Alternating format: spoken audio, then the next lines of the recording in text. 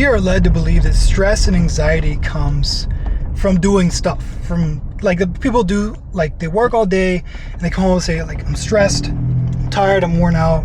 And we think that basically the more we put on ourselves, the more anxiety we have, the more stress we have. And to an extent, yes, if you're putting the wrong things on yourself, yes. But most of the time, stress and anxiety and even a lack of self-confidence comes from not doing, comes from inaction. That's where it comes from. It comes from the things we are not doing. Okay, and what I mean by this is there is something for most people who experience, very, very high anxiety, or they're very stressed out, or they have just depression or, low lack of self-confidence. A lot of times that's what it comes from. It comes from like there's something they know they should be doing and they're not doing it. And this could be anything because everybody's different. Everybody has a different thing they know they should be doing, but they're not doing it.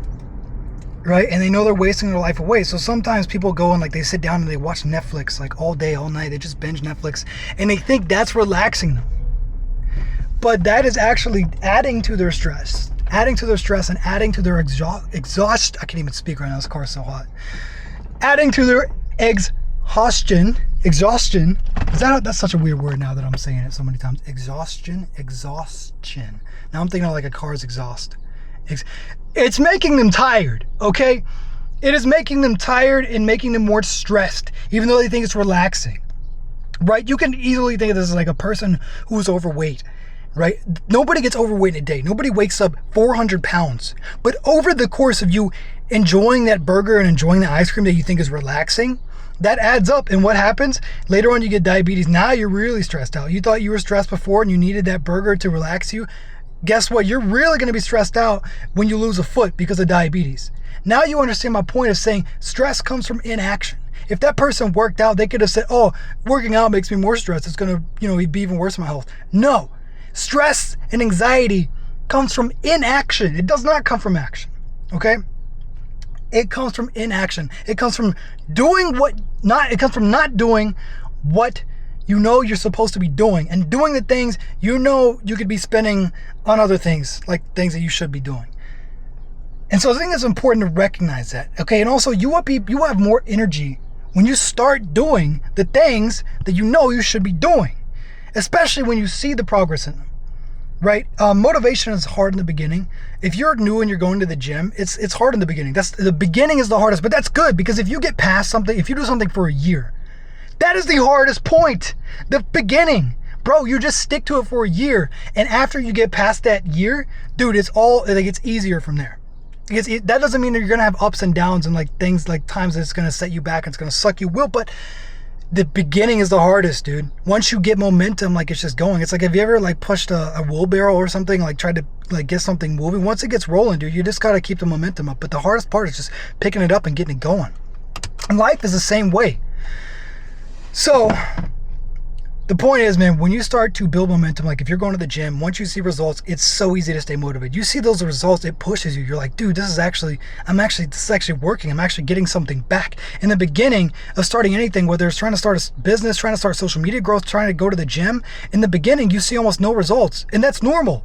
That's normal, dude. You're just getting started. You're putting in work and nothing's happening. That's freaking normal. Okay?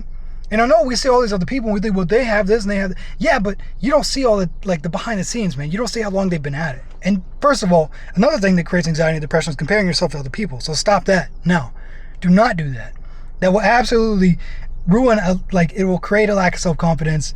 It will give you anxiety, give you depression as well, because you just compare yourself and you think, well, they're there, I'm here, and they're this age and I'm this. And don't do that as well. Everybody's on their own journey, man. And that's what's beautiful about it. Everybody has their own journey and their own experience. And that's what makes you unique, right? You think you have nothing to offer to the world?